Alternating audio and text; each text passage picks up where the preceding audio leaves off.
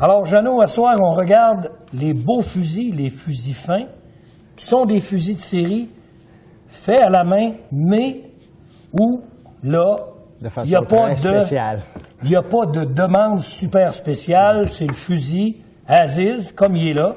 Et voici ce que vous avez comme fusil. Mais le nom le dit, fusil fait, c'est parce que ça a été fait avec grand soin. Absolument. Mon premier choix, c'est ma dernière acquisition. Un beau Le nouveau superposé. superposé STS Upland que Sabatti fait en Italie. Et il fabrique ce fusil-là pour la compagnie Remington. Et je l'ai choisi en calibre 28. Avec des gravures incrustées en or. Des Une gravures belle bécasse florales. sur le côté. Voilà, les oiseaux. Avec, effectivement, ce qu'on remarque chez les Européens, dans les fusils, ils faisaient des fusils avant que l'Amérique soit découverte. Alors, Ben oui, ils ont 1000 ans d'avance sur nous autres, pour l'amour du bon Dieu. Alors, c'est une très belle arme. C'est un superposé, évidemment. Oui. Monodétente. Oui. Donc, une détente qui tire, on sélectionne le côté qui tire le premier avec le cran de sûreté. C'est un Schnabel. Effectivement, un beau fût de forme Schnabel. Ça vient effectivement de l'Allemagne. Oui, c'est les Allemands qui ont été les premiers à jouer avec les Schnabel. Ce qui donne un style particulier. Alors, c'est allongé. C'est un fusil que c'est un très beau fusil dans la série STS. Alors, je voulais te présenter celui-là. Ta dernière acquisition, ça. Oui, ça, c'est ma toute dernière acquisition. Puis je vais t'assurer d'une chose, ma femme, là, commence à avoir... comment est-ce qu'on dirait ça? Commence à en avoir plein le frigidaire. Vernet-Caron, les bécassiers.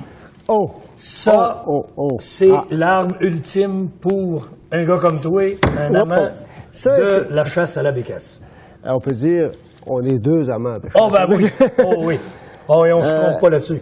Effectivement, on voit une finition en vif argent sur le boîtier de culasse. Ça doit être des fausses platines latérales. Oui, exactement. Ce qu'on appelle un side plate. Parce qu'il faut expliquer. En anglais. Voilà. C'est que, généralement, les vraies platines latérales, tout le mécanisme est monté à même la platine. Exactement. Tandis qu'ici, c'est simplement un recouvrement.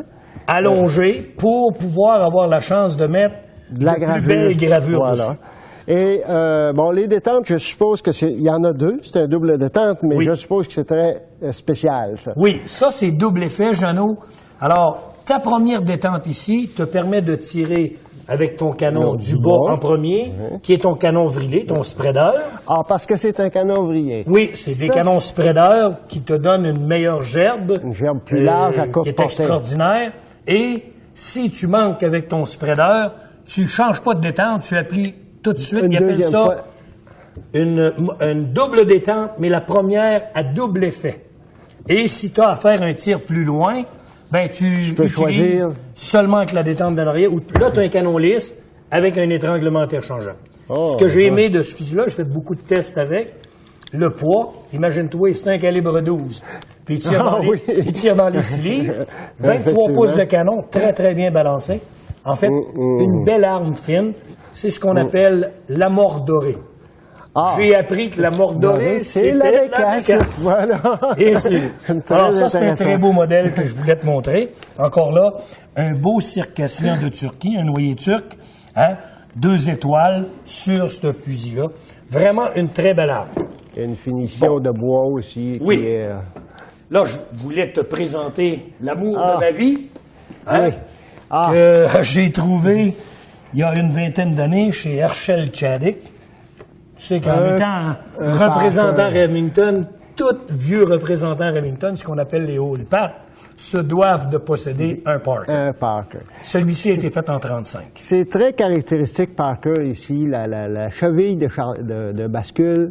C'est renfoncé comme ça. Quand on voit ça, c'est un Parker. Absolument. Il faut dire que Parker, il y a toute une histoire là-dedans. Parce que aux États-Unis, il y avait, dans le bon vieux temps, au début du 20e siècle, 1910, 1900, il y avait des fabricants d'armes fines. Parker, Lefevre, A.H. Fox. Fox, oui. Et comme la demande a baissé un peu à cause de la disponibilité de fusils plus robustes, plus grossiers, mais aussi avec de la puissance de feu. Ces compagnies-là ont été rachetées par d'autres compagnies, comme celui-ci, Remington, qui a acheté le Parker. Oui. Ça, je connais assez bien l'arme parce que il y avait besoin d'une restauration. Tu l'as travaillé. Soit dit en passant, Jeannot est la seule personne qui touche mes armes. Personne d'autre. Alors ça, c'est ce qui est intéressant sur ce fusil-là, Jeannot. C'est un ski. Première détente fabriquée aux États-Unis, l'ont faite en juin 1935 pour le ski. Et avec un fût queue de castor. Complet. Ce qu'on appelle le beaver tail. Exactement. Alors, vous savez, il y a le full beaver tail, la queue de castor complète, la moyenne, et après, on parle du splinter anglais, qui est le fût très fin. Très fin. Voilà. Okay? Alors, c'est un très beau fusil que je voulais te montrer, Jeannot. C'est une pièce de collection. Ah oui, écoute, 1935, c'est quand même, ça a fait du chemin. Après ça, je te présente un plus haut de classe chez Vernet-Caron. Ce fusil-là, monodétente, ce qu'on appelle le Super 9. C'est un fusil exceptionnel avec un circassien de 3 étoiles, un box-lock, un boîtier raccourci. Oui, effectivement, ça, on pourra y revenir, mais justement, quand on parlait de platine tantôt, et là, tu me dis le box-lock, qui est un boîtier en bloc. C'est-à-dire qu'il n'y a pas de platine qui s'allonge vers l'arrière comme sur l'autre. Il y a ces deux façons de faire les fusils à bascule. Oui. Aussi solides l'une que l'autre, sauf que les platines, les vraies platines latérales, généralement, sont beaucoup plus coûteuses. Ah ben mon Dieu Seigneur, là, on change de prix, on change de braquette. Là, on parle à choisir entre s'acheter une voiture ou s'acheter un fusil avec une vraie platine. Alors, encore là, Jeannot, c'est un Schnebel sur celui-là. Canon, rayé encore en dessous, et un canon lisse avec un étranglement interchangeable. Un très, très beau fusil avec une monodétente. Puis ce qui est intéressant sur celui-là, Jeannot, c'est... Ah, le sélecteur est là. Le sélecteur est là. Normalement, tu le sais, la plupart des sélecteurs sont travaillés avec le pouce. Celui-là, il est travaillé en bas, où on peut avoir rapidement le tir avec le canon du haut. Donc, c'est une belle pièce. Le cran de sûreté, il va dans un sens. Ce qui est très intéressant. Je vois aussi qu'ici, on a mis comme une plaque de couche en bois contrastant. Oui. Quadrillage qui est à l'extrémité. Oui. En bois. Alors, ça prend de l'artisanat pour faire beaucoup d'artisanat. L'avantage qu'ils ont quand ils font ça, c'est qu'ils peuvent remettre un autre beau morceau de bois pour pouvoir allonger la crosse et juste donner un beau contraste, mais un contraste plus épais. Alors, c'est une arme qui pèse pratiquement juste 6 livres, très légère. Aussi avec un avantage pour. Oui. Très légère. C'est un 12. C'est un calibre 12. Surprenant. Monsieur, ça pèse en bas de 6 livres? Oui, ça pèse 5 livres et 9. Oh, alors que les bécasses sont rien qu'à se tenir. Oh, monsieur, je te promets une chose. Tu vas essayer ça cet automne, puis je vais te faire tirer avec ce fusil-là. C'est un excellent fusil. Alors, vois-tu, Jeannot, je t'ai montré quelques belles armes fines. Dans un autre volet, on va regarder maintenant le NEC Plus Ultra, les beaux fusils faits sur mesure.